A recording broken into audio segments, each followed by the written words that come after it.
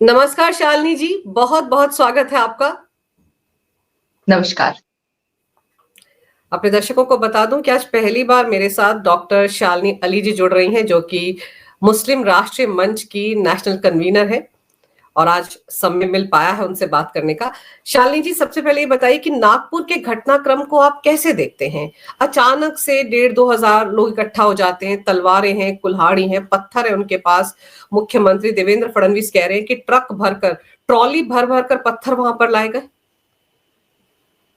देखिए अंजू जी, पहले तो मैं आपका शुक्रिया अदा करती हूँ कि आज आपने मुझे अपने चैनल में बुलाया है। आपका बहुत बहुत अभिनंदन करती हूँ, धन्यवाद।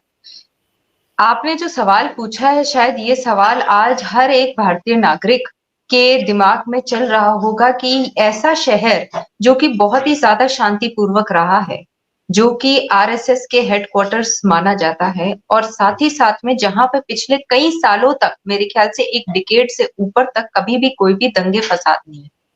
और मैं यहाँ पे ये भी बताना चाहूंगी आपके दर्शकों को कि अगर वो आरएसएस का हेडक्वार्टर माना जाता है नागपुर, तो वहां पे ये बात भी जानी जाए कि आरएसएस हेडक्वार्टर्स के इर्द गिर्द 5 किलोमीटर के रेडियस में मुस्लिम समुदाय के लोग रहते हैं।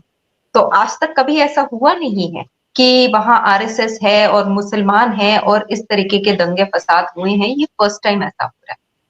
अब आपने ये पूछा अचानक से तो देखिए, कोई भी चीज होती है, जो घटनाक्रम आप देखते हैं वो शुरू होता है उससे कई दिनों पहले, बल्कि महीनों पहले तक। बहुत से न्यूज चैनल है जिन्होंने इसको नहीं प्रसारित किया था, पर आपको एक मैं बात बता देती हूँ कि नागपुर में पिछले कई महीनों से, साल से, मुस्लिम समुदाय के लोगों ने शिफ्ट करके वहां अपना निवास करना शुरू किया। क्या वो एक घटना मानी जा सकती है कल के लिए?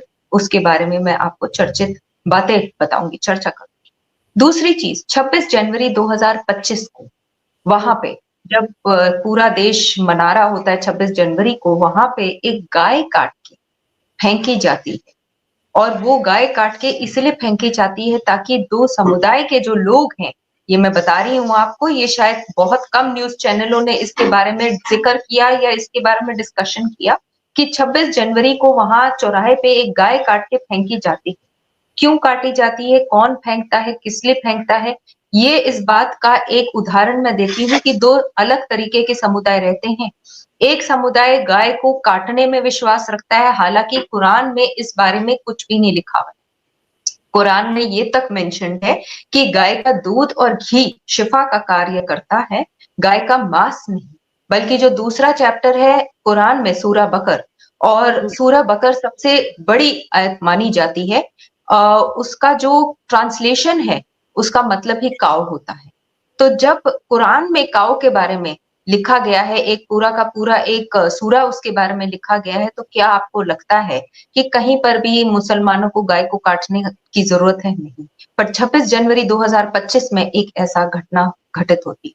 शिवरात्रि, उसके बाद आती है शिवाजी जयंती और शिवरात्रि, जब दोनों टाइम पे फिर सेम एक ये कार्य किया जाता है।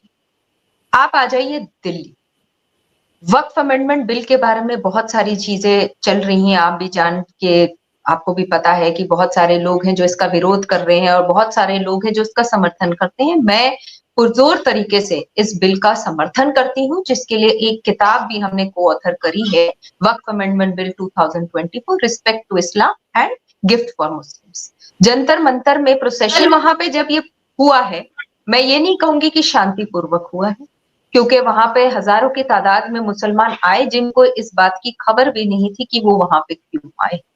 और उसी मंच से हमारे सामने, जो कि अपने आप को बहुत ही ज्यादा वरिष्ठ बैरिस्टर भी कहते हैं और बहुत ही ज्यादा वरिष्ठ मुसलमानों के नेता कहते हैं, ओवैसी साहब, वो धमकी देते हैं कि कैसे ये बिल पास होगा और हम देख लेंगे जगदम्बिका पाल जी। ठीक, तो आपने रिपल इफेक्ट देखना शुरू कर दिया है कि ये जनवरी से होते होते चलता है। वहीं पे बजरंग दल और बीएचपी की जो एक शांतिपूर्वक प्रोसेशन होती है, वो होकर खत्म हो जाती है।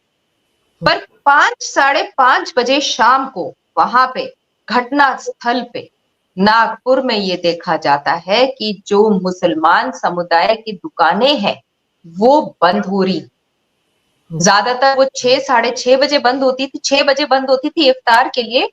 कल वो 4 साढ़े 4 बजे के करीब दुकानें बंद होनी शुरू होगी। क्यों?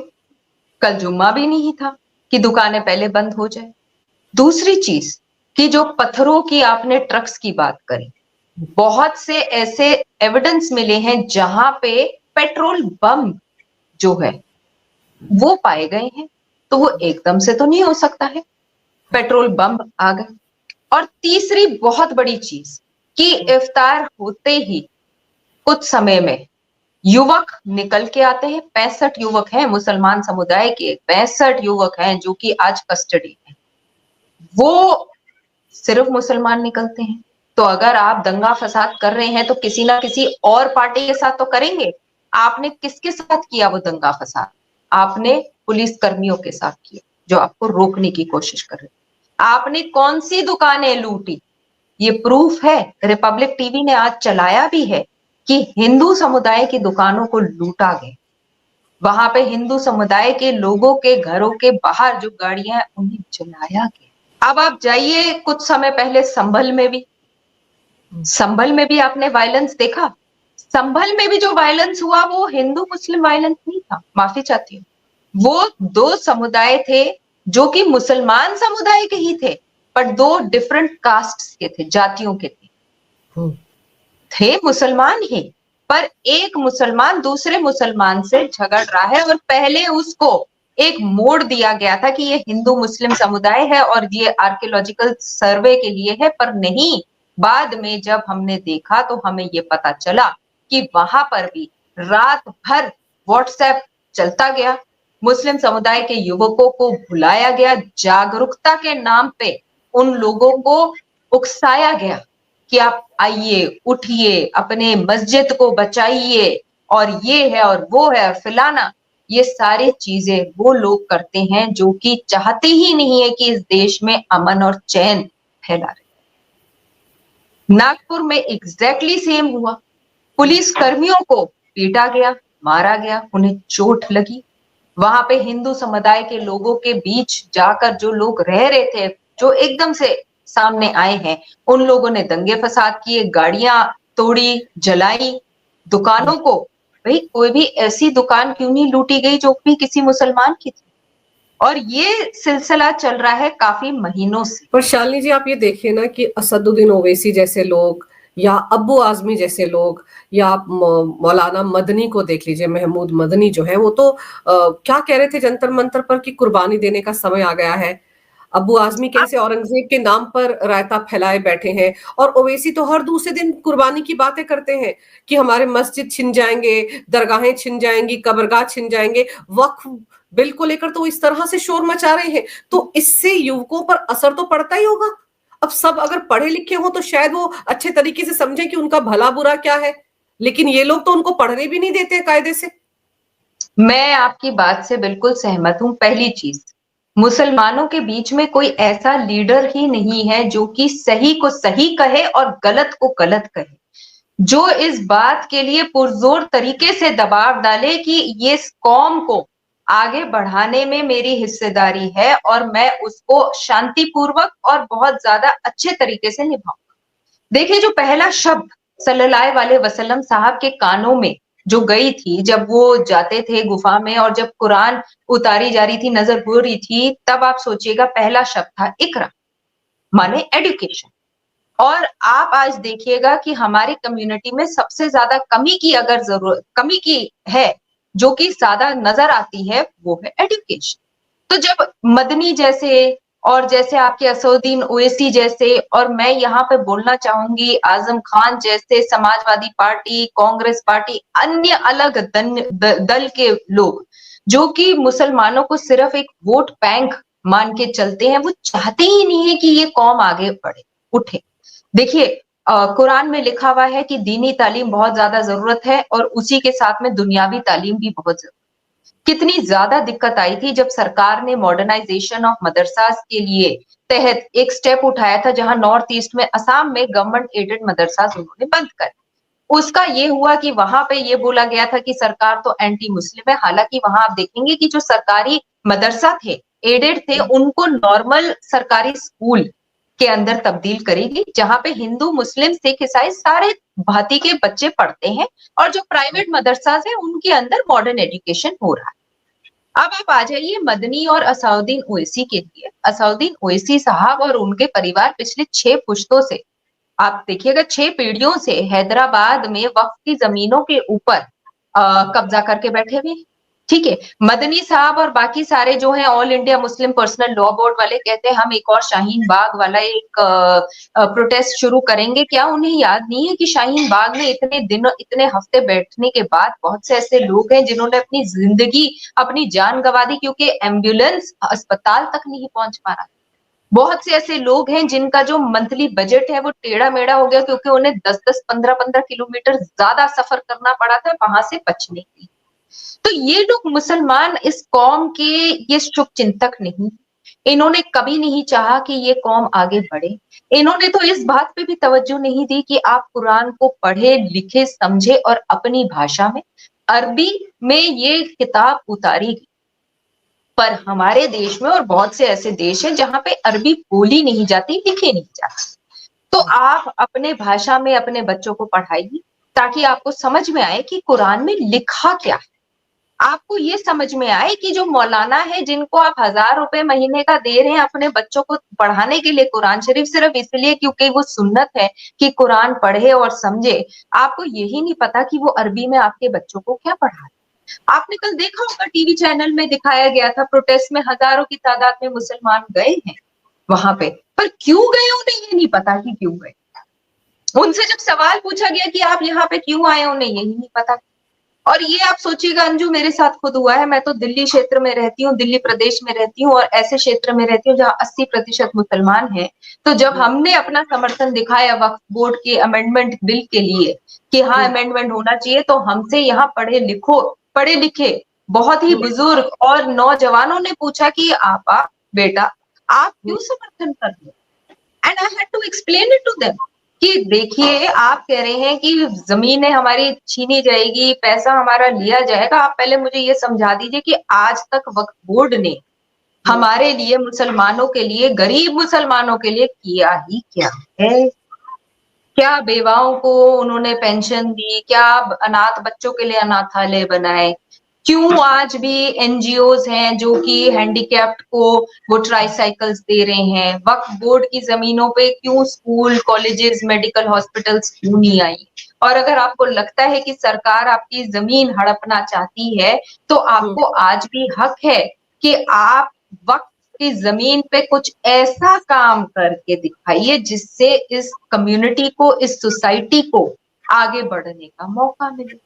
और आप सोचिएगा बहुत से ऐसे लोग हैं जो मेरा समर्थन नहीं करते थे और आज हजारों में, लाखों के तादाद में लोग मेरा समर्थन कर रहे हैं।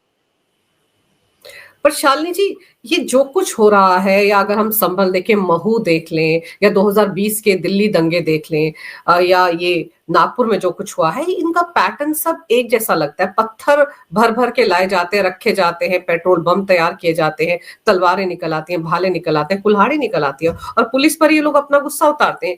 क्या आपको लगता है कि वक्फ बिल को लेकर जो एक तरह से माहौल बनाया जा रहा है, कुर्बानी देने को तैयार हो जाओ, या फिर जो कुछ औरंगजेब के लिए कहा जा रहा है, औरंगजेब के प्रति भी बहुत ज्यादा प्रेम उमड़ रहा है, उसके चलते ये पूरा माहौल बन रहा है? और आज नागपुर है, कल कोई और शहर होगा। अंजू, मैं एक बहुत सिंपल सा सवाल पूछती हूँ। सबसे पहली बात है कि मुसलमान जो है आज के डेट में भारत में, शायद वो उनके अंदर वो अवेयरनेस नहीं है कि maximum number, majority of the Muslims living in India are converted Muslims. They are not Mughals. They are not Mongols. They are converted Muslims, and the maximum percentage of conversion of Muslims that took place in India was during the reign of Aurangzeb. अब आप सोचिए कितनी बड़ी बात है। आप उन Mughal emperors की बारे में बात कर रहे हैं जो कि तब की बात है, जो कि हिस्ट्री है, जिसके बारे में हमने सिर्फ पढ़ा है और सुना है। आप आज के मुसलमानों के बारे में नहीं बात कर रहे हैं, आप मौलाना आजाद के बारे में बात नहीं कर रहे हैं, आप हजरत बीबी के बारे में बात नहीं कर रहे हैं, आप अब्दुल कलाम के बारे में बात नहीं कर रहे हैं, आप जाकिर हुसैन के बारे में बात नहीं कर रही है। कितनी कितनी शर्मनाक बात है कि आप उन लोगों के बारे में बात कर रहे हैं जिसके एरा में बहुत ही कंट्रोवर्शियल चीजें हुई। तो ये एक खामी है जिसको हमें हटाना है, ये एक खामी है जिसके बारे में हमें बात करना छोड़ना है, ये एक खामी है जिसके बारे में हमें एक बुरे सपने की तरफ भूल जाना चाहिए और सोचना चाहिए कि आज हमें हमारे युवाओं को किस तरफ लेकर जाना है। हमें उन्हें प्रगति की तरफ लेकर जाना है, हमें उन्हें तालीम की तरफ लेकर जाना है, हमें अपने देश को आगे बढ़ाना है। अब बहुत सिंपल बात है, हमारे प्रधानमंत्री हैं, उन्होंने जब ट्रिपल तलाक महिलाओं के ऊपर उत्पीड़न होता था ना, अब मैं यहाँ पे फिर से ही आती, जब ट्रिपल तलाक की बात हुई थी तो कुरान शरीफ में तलाक देने का एक ब्यौरा है, उस ब्यौरे को और उसको उस तरीके से फॉलो नहीं किया जा रहा था जिसकी वजह से बहनों के ऊपर बहुत ज्यादा उत्पीड़न। अब वो हमारे प्रधानमंत्री मोदी हैं जिन्होंने एक कठिन और एक कठोर स्टेप उठाया लोगों के अगेंस्ट जाकर। हम भी उसमें मौजूद थे जहां पे हमने समर्थन किया कि हाँ, एक कानून बनना चाहिए भाई, हमारी बहनें क्यों नहीं होंगी सुरक्षित, बच्चे क्यों नहीं होंगे सुरक्षित। तब भी यही लोग थे, all India Muslim personal law board और ओवैसी साहब, मदनी साहब, तब भी यही लोग थे। तो जब जब सरकार ने एक अच्छा कठिन स्टेप उठाया है जिसके लिए उसको बैकलैश मिल रहा है, आज भी वक्फ बोर्ड से सरकार को कोई फायदा नहीं। देखिए, मुस्लिम समुदाय की बहनें, अगर मैं बता दूं, अभी वक्फ बोर्ड में ऑलरेडी प्रावधान है जहां पे 2 बहनें मेंबर बनके उस बोर्ड के सदस्य बन सकती हैं। हालांकि भारत में अभी भी शायद 7 या 8 ही बहनें हैं वक्फ बोर्ड में जो कि मेंबर हैं। अब सरकार उसे अनिवार्य बना रही है, तो उससे किसका फायदा है? मुस्लिम समुदाय की बहनों का फायदा है, मुसलमानों के बीच में अवेयरनेस आती है और बहनें जो है वो सक्षम है, वो आगे बढ़ेंगी। उससे ओवैसी और मदनी साहब और all India personal law board को नुकसान हो रहा है। क्यों? क्योंकि वो चाहते ही नहीं है कि बहनें आगे बढ़े। दूसरी बहुत जरूरी चीज कि वो बोल रहे हैं, सरकार कह रही है कि आप अपनी वक्फ प्रॉपर्टियों को ढंग से रजिस्टर करिए कि आप किस तरीके से उसे यूटिलाइज कर रहे हैं। भाई मुझे एक बात बताइए, जमीनें हैं वो आपकी नहीं है, मेरी भी नहीं है, वो जमीनें जो है वो अल्लाह के नाम पे है, वाकिफ ने वक्फ किया है, एक जिम्मेदारी है, वो अल्लाह के नाम की प्रॉपर्टी आपके ऊपर जिम्मेदारी है, उस बोर्ड के ऊपर जिम्मेदारी।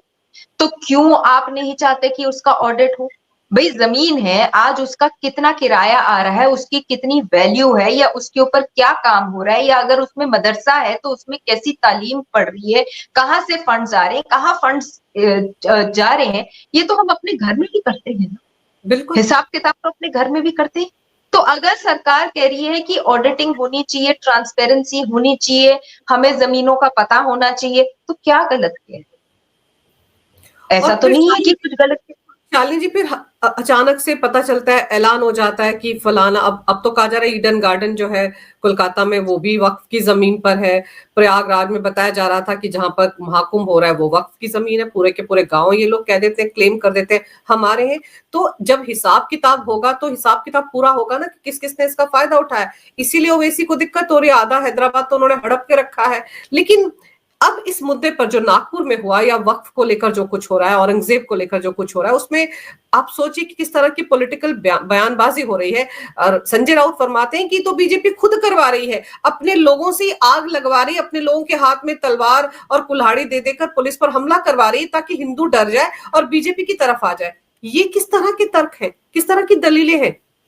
देखिए, बड़ी बेतुकी बातें हैं, क्योंकि अगर आप आज ये कहते हैं कि बीजेपी ही खुद ये सारे दंगे फसाद करवा रहा है, तो वो अपने ही स्टेट में करवाएगा, दिखाने के लिए कि हाँ मेरे स्टेट में लॉ एंड ऑर्डर की दिक्कत हो रही है। दूसरी बहुत जरूरी बात ये है सोचने के लिए कि अगर आज के डेट में हिंदुओं ने ऐसा सोचना शुरू कर दिया कि हमें डराया जा रहा है, जो कि मेजोरिटी है इस देश की, तो आप सोचिएगा इससे बेतुकी बात और क्या हो सकती है। संजय जी जो कह रहे हैं कि हिंदुओं को बोला जा रहा है कि आइए आप हमारे तरफ में आइए, आज तो मुसलमान भी भाजपा के तरफ आ गए। हमने देखा है पिछले कितने 10 सालों में किस तरीके से मुसलमानों का वोट परसेंटेज बढ़ गया है, बीजेपी के तरफ आ गया है। आपने देखा है कि जितने भी इलेक्शंस हुए, चाहे वो यूपी हो, उत्तराखंड हो, चाहे कहीं पर भी हो, बॉम्बे जैसे शहर में भी, महाराष्ट्र में भी अगर आप देखते हैं तो आपने देखा कि हर तरफ ये बात आ गई है कि हाँ हम लोग बीजेपी के साथ में है, तो बीजेपी को इससे कोई फायदा नहीं हो सकता है। इससे सिर्फ एक फायदा होता है कि जो ऐसे एंटी नेशनलिस्ट लोग हैं, जो राष्ट्रवाद सोच नहीं रखते हैं, उन्होंने सोच समझ लिया है कि जिस तरीके से बीजेपी ने ट्रिपल तलाक का कानून लेकर आए थे, जिस तरीके से बीजेपी ने सीए और एनआरसी के टाइम पे लोगों को समझाया था, देखिए उस टाइम पर भी ये बात हुई थी ना सामने कि देखिए मुसलमानों को इस देश से बाहर फेंक दिया जाएगा। आप मुझे एक मुसलमान बता दीजिए जो कि इस देश से बाहर फेंका, कोई भी नहीं था।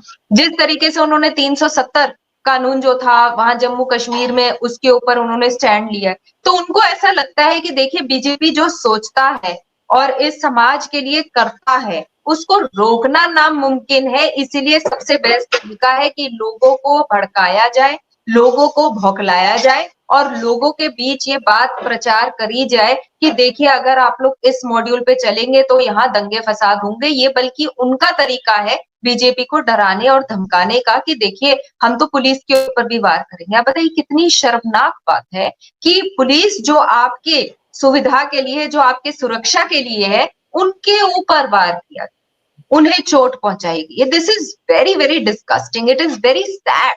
तो इससे फायदा उन एंटी नेशनलिस्ट का और जो कट्टर सोच रखने वाले लोग हैं उनका होता है, और उनको लगता है कि it is a very sadistic feeling, it must be a very sadistic feeling for them, क्योंकि उनको तभी भी कुछ हासिल तो होने नहीं वाला।